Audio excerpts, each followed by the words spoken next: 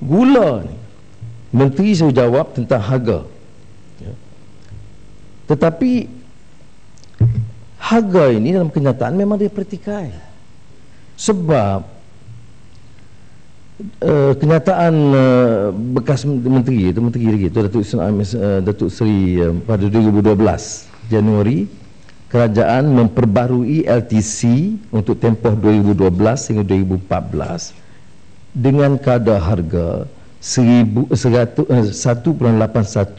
ringgit, RM1.81 1 kilogram. Tetapi harga di pasaran dunia itu ditetapkan mengikut yang ditetapkan di Chicago dalam RM1.16.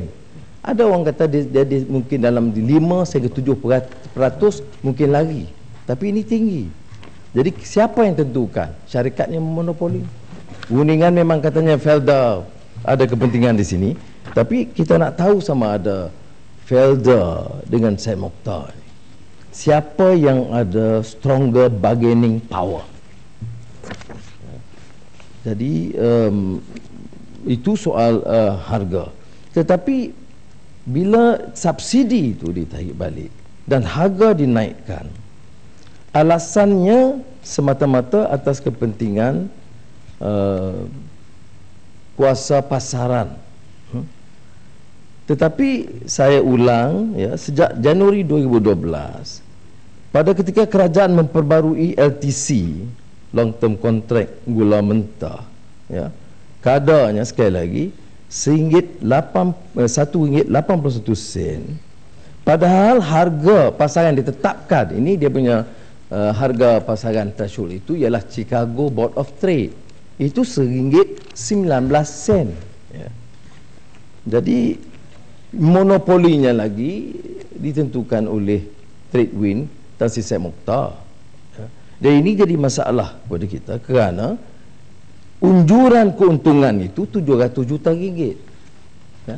Semasa saya sebut di sini, semasa Robert Koch pegang, ini rekod dalam pasaran, keuntungan tercatat ialah sekitar 9%.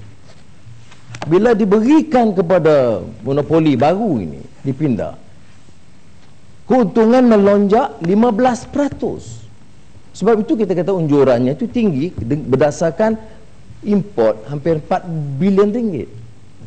Ya.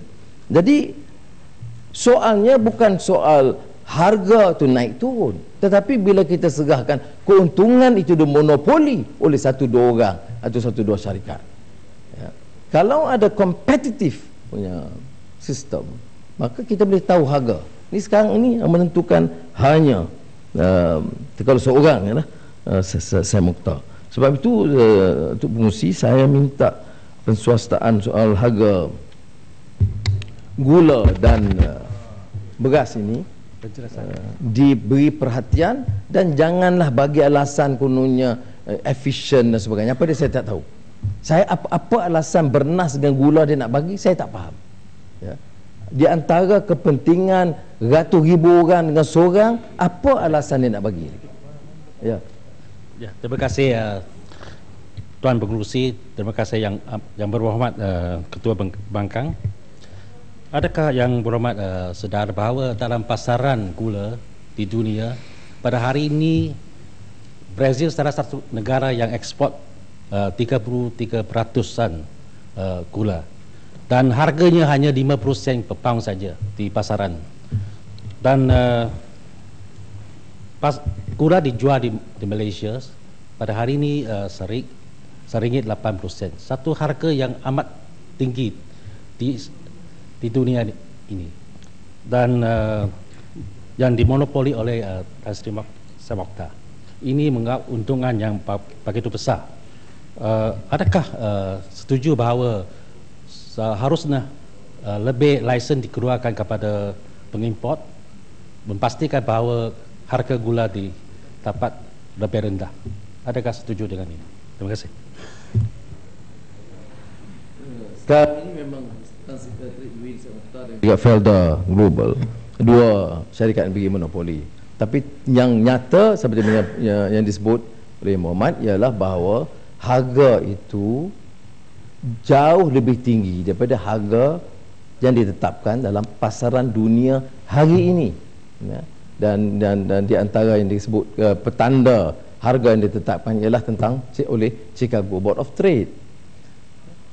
Tapi yang lebih penting yang bagi pada hemat saya ialah bagaimana boleh kita naikkan harga seolah-olah kerana harga pasaran itu tinggi, padahal unjuran keuntungan syarikat itu melonjak tinggi. Ya.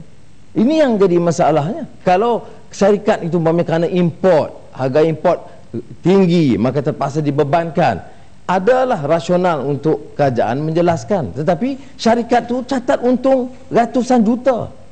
Dan rakyat kampung yang termasuk orang Melayu Bumi Putra dibebankan dengan bayaran yang tinggi.